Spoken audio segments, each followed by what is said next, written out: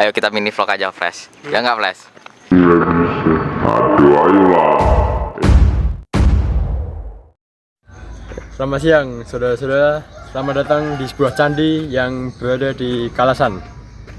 Kali ini kami akan membantu kalian untuk mempelajari dan mengajak kalian untuk mengenal mengenai sebuah candi ini yang tidak banyak orang yang tahu akan keberadaannya. Padahal lokasinya juga lumayan dekat dengan saudaranya, yaitu Candi Kalasan. Sayangnya, banyak orang yang belum tahu bahwa sebenarnya kedua candi tersebut memiliki hubungan dalam fungsi dan keberadaan mereka. Saudara-saudara, inilah Candi Sari.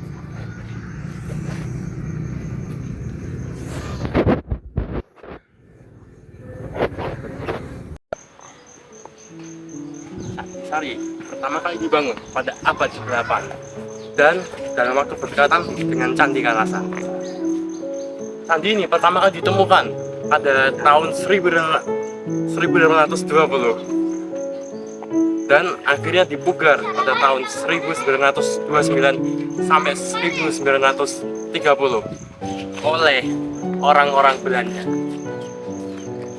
Saat selesai pemugarannya, candi ini belum sepenuhnya benar, masih ada bagian yang rusak dan hilang.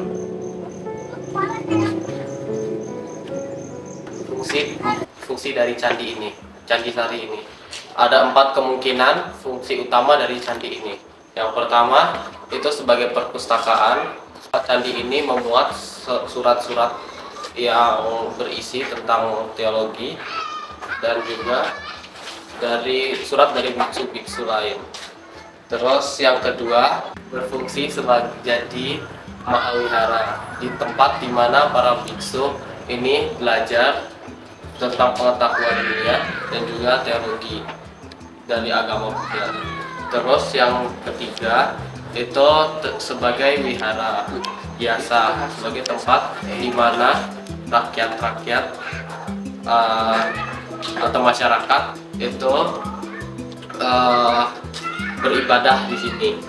Terus yang terakhir itu sebagai tempat tinggal dari para biksu ini.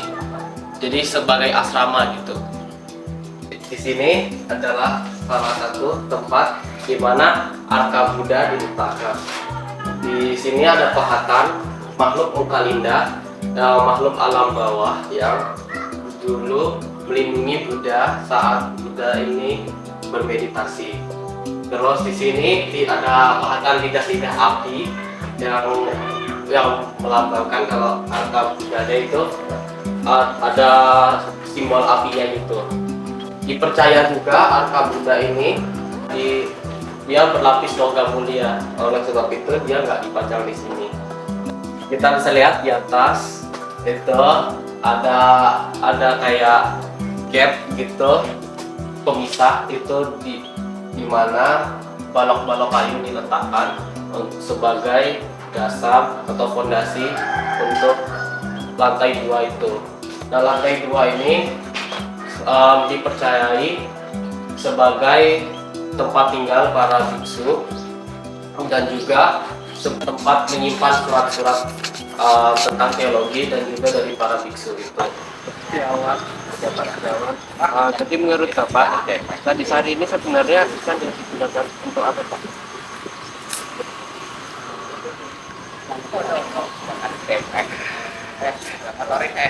Ini sebenarnya candi itu yang konon kabarnya tempat, kalau bahasa hari ini library ya, jadi seperti perpustakaan. Jadi tempat ketemunya orang-orang berilmu pada waktu itu, kemudian mendiskusikan hal itu di candi ini.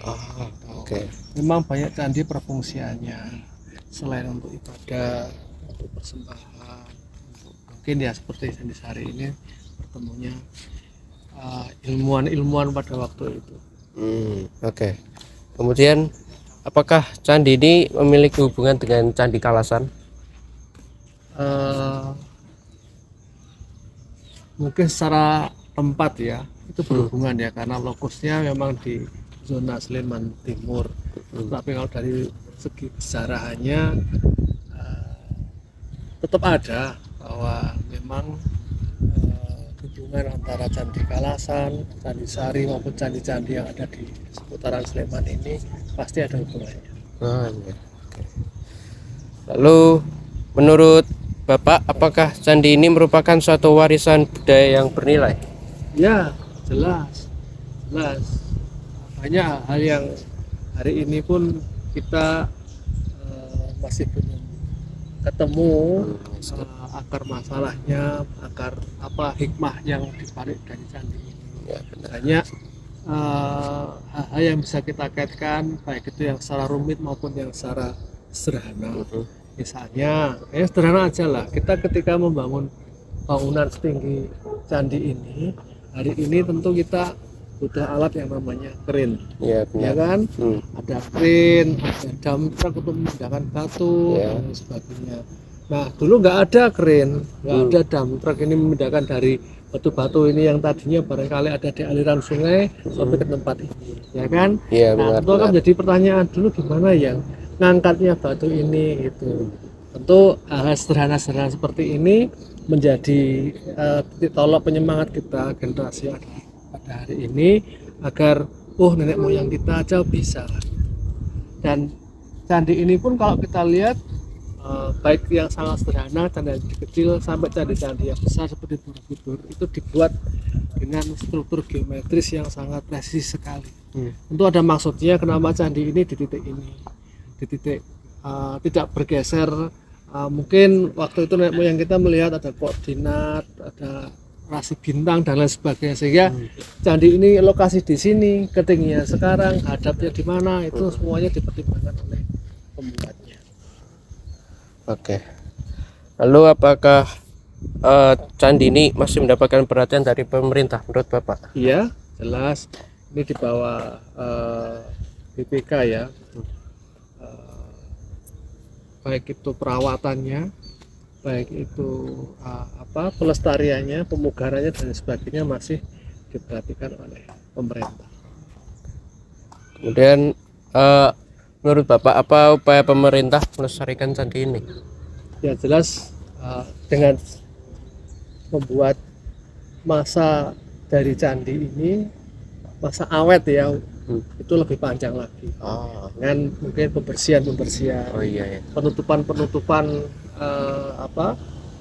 ataupun bahkan pengembalian dalam bentuk aslinya. Oh iya. Memang kadang banyak batu-batu yang kita temukan di area ini itu memang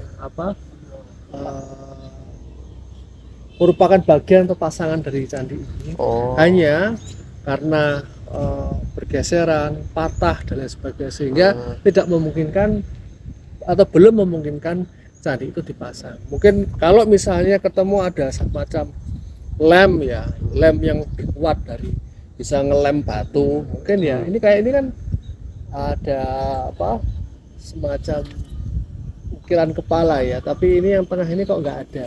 Oh iya. Ini 1, 2, 3, 4 ada, 1, 2, 3, 4 ada, tapi tengahnya nggak ada. Oh iya. Tapi karena ada sesuatu yang lepas di sana, lepasannya barangkali ada di bagian yang sekitar candi ini. Jadi seperti puzzle. Di puzzle ini belum kembali ke tempatnya. Masih belum diketahui ya Iya. ditaruh di mana. Dan terakhir, apakah ada legenda atau cerita rakyat yang berkaitan dengan candi ini, Pak?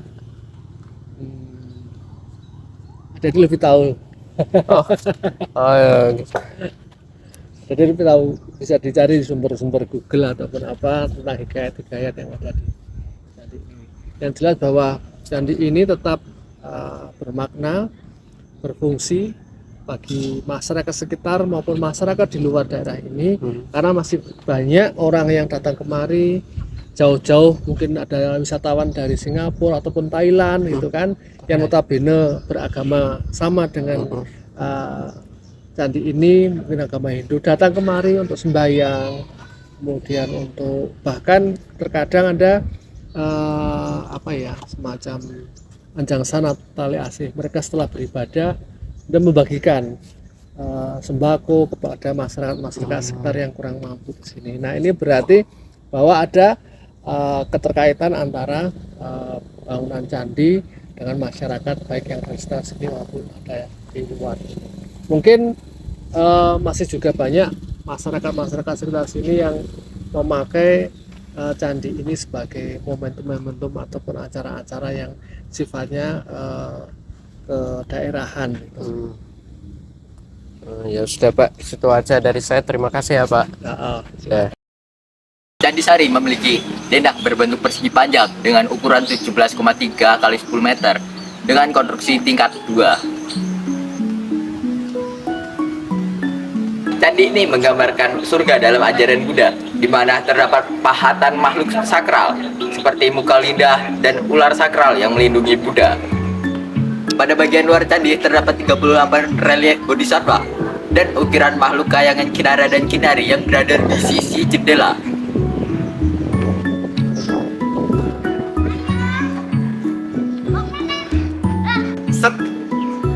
Batu yang tidak beraturan ini melambangkan Marya Pada atau dunia nyata atau alam nyata yang dimana tempat makhluk hidup atau manusia tinggal.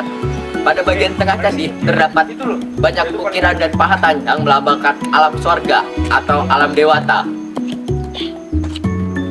Pada bagian paling atas candi terdapat stupa yang melambangkan Bahtera Hyang Buddha dan beserta emanasinya